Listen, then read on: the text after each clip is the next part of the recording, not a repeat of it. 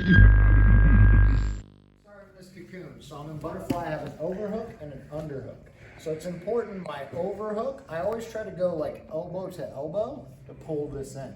If I can trap this elbow to elbow in here, this is trapped, you know, and unless he really devotes his weight to this side, like I can sweep him, you know, because he can't post this hand on the mat, you know, so that usually means he's going to start leaning this way. And when he leans this way, this is when I go to my rubber guard. So for my rubber guard, my underhook's just going to come out and I'm going to get a collar tie. So I'm just grabbing his head, my elbow is staying in tight. Now I'm going to fall to my right shoulder and my left leg is coming up on his back. I'm bringing my knee to my chest to connect to his shoulder, to push his shoulder down, and my foot comes across. So we're here. My bottom foot is stapling his leg, right? So we're like this, and then I'm gonna hug my knee, so we're here. From here, this is what we call New Jersey, because my foot is here, all right? So I wanna get to what we call New York, because nobody wants to be in New Jersey. So we're here and I'm going to be working his elbow out to bring my knee to the inside and bring my foot to his hip. Once I get there, I'm reaching for his wrist and we're here, and then I turn my knees to the ceiling and we get to what we call pyramid, right? So this is the first spot we're trying to get to. All right, so let's turn this way now. All right, so we're here. I got this tight. He's leaning not to get swept. So I bring this hand out, collar tie, my elbow's in tight. I fall, bring my knee to his shoulder. My other leg is straightening out to pin his leg. My foot comes up, I'm gonna hug my knee, and now I'm gonna bring my foot to the inside, to his hip, and my knee inside his arm. I reach for his wrist and I turn my knees to the ceiling to get to this pyramid. I'm trying to touch my foot to my knee and hold all of this tight. This is where I'm trying to get to. Make sure like you're trying to protect your knee at all times, you know, because he's going to try to posture up, and I just want reinforcement here to keep his posture broken. I let go of that. I can keep him somewhat, but he's going to be able to get out. All right, so I'm staying with this as I get to this spot. Cool? Let's play with that first. Ready? 3, 2, 1. What sets this whole thing up is me trying to sweep him, right? So whenever I have an overhook, I can attempt to sweep him towards that side, right? He's leaning away, so I start to come to my collar tie to start to go to this. And when I lean, one of the things that will happen is he may push back into me because he's like, I don't want this to happen. If that happens, we just sweep him, all right? That's the first reaction that's gonna happen when you start to go to this. So again, we're here. I've got my overhook again. I'm trying to get elbow to elbow on this.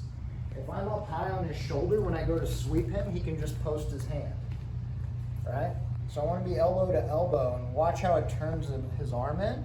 So that now when I go to sweep him, he can't put his hand on that, right? So he's leaning, I get the collar tie, I start to go this way. He starts driving into me to stop it. All I'm doing is falling and kicking. And he's gonna sweep himself, right? Just using his momentum to create that sweep.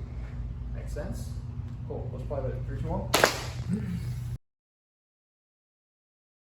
Now, the next thing that's gonna happen when you play this game, right, is we're here, he's leaning to this side, so I go to my rubber guard, right? And I bring this up. The first thing he's gonna do as I'm starting to do this is he's gonna take that left hand, he's gonna start pushing my knee down, right? He wants to pass this leg, right? So I'm immediately gonna go under his arm and pull this out. And that now gives me the space to put my foot on his hip. And then now I can work my knee back to the inside, right? So again, when we land, he's gonna go right in here immediately to try to pin this. Because now if he can get over the top of that, he's gonna pass through my guard, right? So at the high levels, as people start to figure rubber guard out, they're immediately pinning, right? So I have to come under and I'm gonna pull his elbow out to get that off of me, to get my foot to his hip. And then now I can come back into our pyramid position. All right, so we're coming back to this spot again. right here, I'm pulling his arm. Because our next step, just to get you an idea of where we're going, is one of the first responses you may get is a free triangle. I pull his arm, he pulls it back, and he gives me a triangle choke. All right? I'm just trying to get a reaction, and I'm trying to keep control. So, but again, we get to here. Can you see this? Oh, a little bit. You want to go that way? Yeah, go over here. Okay. Feel free to move to wherever you can see. All right? So we get here, he starts pushing that down. I'm just coming inside, and then I'm pulling his elbow up, right? Because he's not super strong here. It's going to be hard for him to pull that back down. And even if he pulls it down hard, then I push it in and my knee comes through. So I can play this back and forth. If I can't pull it out, then I push it in and my knee pops through and my foot goes to his hip. So either way, right? If I can pull it out, awesome, foot to the hip. If I start pulling it out, he pulls it in real tight, then I push it through and my knee comes through anyway. Right? I'm just getting to this spot. Then I turn the knees to the ceiling and I've got my control. Right? So we're gonna start at the beginning, cocoon. You're falling to your rubber guard. Top person, as soon as you're landing, you're pinning that knee so that you can start to pass. Top person, you gotta get inside that elbow, work back through to peel that and get your foot to their hip, their knee to the inside and back to that pyramid position, right? Let's do it, 3, 2, 1. Get to your rubber guard. The next thing is, as we start to get to this spot, they're gonna try to prevent your knee from coming through, right? So we already had him hugging the knee and having to deal with that. But they may just hold and like try to pin your leg to the mat. That's okay. Like we can play from there too. So, what's that? Yeah. All right. So I managed to get here, and we're starting this. Yeah, and he grabs and hugs this because he doesn't want that foot to go to his hip. Right. So he's playing this game. So when he does this, he just took his post away. So if I can find a way to leverage him in this direction, I get a sweep. All right, so I'm gonna switch to a position we call meat hook. So I'm reaching deep over his head. I go around my leg and I put my hand inside his shoulder. So that now I have control here. I reach up and I get up on my elbow. And now I'm kicking with this leg to come up. And we sweep and come to the top. All right, now I'm on top. I pin this wrist and we come across, and now I have his arms separated and I can start to do things to him here. All right. Over here, I fall. You get here, he's hugging that. I'm going meat hook, getting this arm, coming up to my elbow, right? And this is the good thing about this is one or two things is gonna happen. If he keeps hugging my knee, he gets swept. The other thing he might do is I might start to go and he might post that arm. Oh, look, now I can come back in. Right, and I just come right back to our pyramid. Right, but if he's like, nope, I'm not letting go of this leg for anything. When I get here, I'm coming up, I'm kicking, and I come over and we land in the mount. I'm looking for this wrist right away. I continue on through and I pin so I have both arms controlled. We call this two things because I have a one arm, two arms, two things, right? And then we can do a bunch of different things from here. But let's just get to that spot first, right? Let's do it. 3, 2, 1. I have him in a position where it's hard for him to do a whole lot. He can't drive into me because my foot's on his hip and my shin's in his collarbone, right? He can't raise up because I got his posture broken, right? So he only has a couple of choices here. He can try to drive this leg back down, which then we can go back to our meat hook, to our sweep, or I can start playing things like go-go clinches where I can go right into attacks, right? Or he's gonna try to drive into me even more, which is fine. I just keep that control and I just keep pushing and I get it back, and then we can play triangles and things off of this.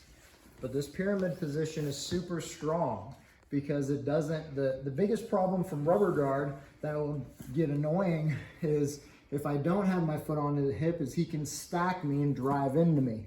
And now I'm playing Rubberguard stacked up on my shoulders. You know, and depending on how flexible you are, depends on how well you can pull that off, right? Like, it doesn't bother me too much anymore because I've been in that position so many times, but I don't like to be there, right? So, yeah, so it's one of those things, if I can get to our pyramid, you know, then now I don't have to worry about that anymore. Now I can start launching all of these attacks. And the biggest threats here to him are gonna be this triangle, right? And clearing the head for chokes here, right? Those are the two big plays we're gonna play off of that. You know, so, but the whole premise is working to get to that spot, right? You know, we'll play more with the options off of pyramid, but I wanted to really go over everything that happens before then, right? So now, if you can get to cocoon, you can start all of this, right? So now the game is, well, how do I get to cocoon, right? So all I need to play Rubberguard is that overhook, right? If I have an overhook, I can go straight into Rubberguard. I can get there without one, but it takes extra steps. And a step note is a zombie where I have to zombie his arm, and that's a heck of a battle against really good guys. So I don't like to have to fight for overhooks and have to play the zombie game. So I put myself in positions and give them, the cool thing is your overhook comes off of their underhook. Most people want underhooks in jiu-jitsu. So you give them a free underhook, they'll take it, right? And if they take the underhook, now you have the overhook. Like Eddie's philosophy is he will literally let people take the underhook and start passing him so that he can work his way back in to Rubberguard. He will give up position just to get the overhook, just so he can work his way back, right? So, yeah, so if we start to understand these concepts, and a lot of this stuff is in the warm-ups too, where we play this game, where we start in lockdown, they have lockdown head and arm. We'll start right here. He's got the underhook, which means I have an overhook. I'm flat on my back, so this isn't a good spot. So in the warm-ups, I control this knee so he can't sit out. We go super stomp. I get one butterfly in. Now I have two butterflies. Now I have cocoon. Now I can go Rubberguard. And now we're back to the pyramid. Right? So we start to see how things can kind of circle around to get into these spots to where you can get back to playing the game. Does that make sense? Right? Stand for me. One of Eddie's top black belts, Ben Eddie, will give up underhook standing, just so he can get his collar tie. And then he sits, and now he's back in to the game, because this is where he wants to be, right? So you start to realize, like, anytime I get the overhook, I have Rubberguard. I just have to figure out a way to get back to it, right? So you'll start to see those in those pathways.